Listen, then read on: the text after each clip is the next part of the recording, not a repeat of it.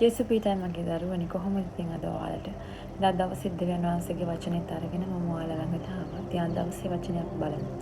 යෙසායා 43 වෙනි පරිච්ඡේදයේ 18 වෙනි පදය සහ 19 වෙනි පදයේ දෙවියන් වහන්සේගේ වචනේ මෙසේ සඳහන් වෙනවා. පළමු කාරණා සිහි නොකරලා පුරාණ දේවල් කල්පනා නොකරන්න. බලව මම අමුතු දෙයක් කරන්නෙමි. ඒක අට ගන්නවා ඇත. නුඹලා ඒක නොදන්නහොද? මම කාන්තාරයේහි පවා මාර්ගයක්ද වනයේහි ගංගාද සාදන්නෙමි කියලා කියනවා.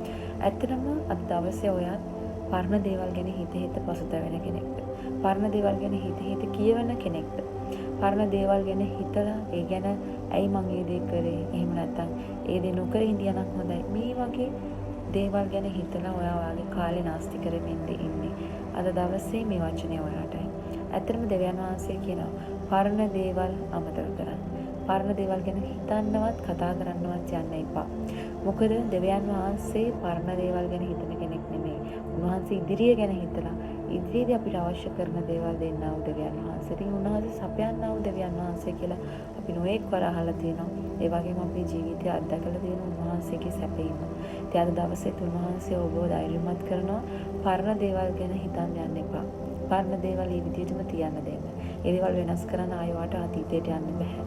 ඒ නිසා ඉදිරියේදී අමුතු දෙයක් දෙවියන් වහන්සේ කරනවා කියලා උන්වහන්සේගේ වචනේ අපිට පොරොන්දු වෙලා තියෙනවා. ඉතින් දෙවියන් වහන්සේගේ ඒ පොරොන්දුව අල්ලගන්න දෙවියන් වහන්සේ විශ්වාස කරන්න උන්වහන්සේ දෙයක් කරන බව විශ්වාසයෙන් ඉන්න උන්වහන්සේ ඔයාගේ ජීවිතේ බලවත් පෙරලීමක් කරනවා. බලවත් හාස්කමක් කරනවා. අද දවසේ ඔයාට මේ පණිවිඩයත් අරගෙන මේ ගැන හිතන්නත් ඔයාට ඉතුරු කරමින් අද දවස හෙට දවස හම්බෙන බලාපොරොත්තු වෙන්න මම යනවා. ජේසුස් පිහිටයි.